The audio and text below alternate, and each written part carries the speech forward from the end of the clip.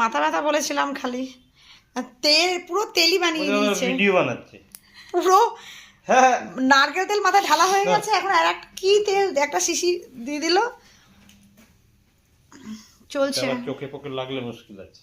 আচ্ছা, চোখটা বন্ধ রাখছি। হ্যাঁ, চোখ বন্ধ রাখো।